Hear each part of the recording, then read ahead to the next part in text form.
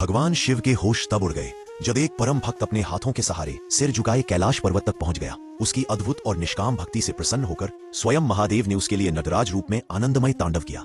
आखिर ऐसा क्या था कि उस भक्त ने पैरों से नहीं बल्कि हाथों पर चलकर कैलाश जाने का संकल्प लिया। यह अलौकिक कथा है परम शिव भक्त करैक्कल अम्मैयार की, जिनका पूर्व नाम था पुनीतावती।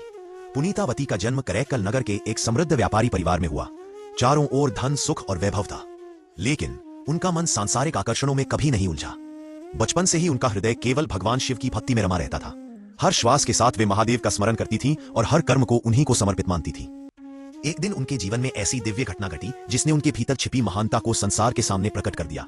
पुनीतावती ने पूरे प्रेम और श्रद्धा के साथ एक शैव तपस्वी को भोजन कराया और भेंट में एक मीठा आम अर्पित किया। कुछ समय बाद उनके पति ने वही आम मांगा।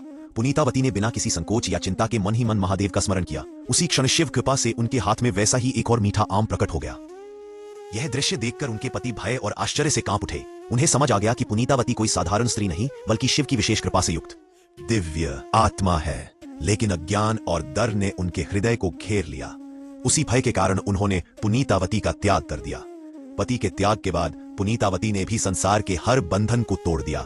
उन्होंने महादेव से करुण प्रार्थना की, हे भोलेनाथ, यह सुंदर रूप, यह देह और यह आकर्षण कहीं मुझे आपकी भक्ति से दूर न कर दे।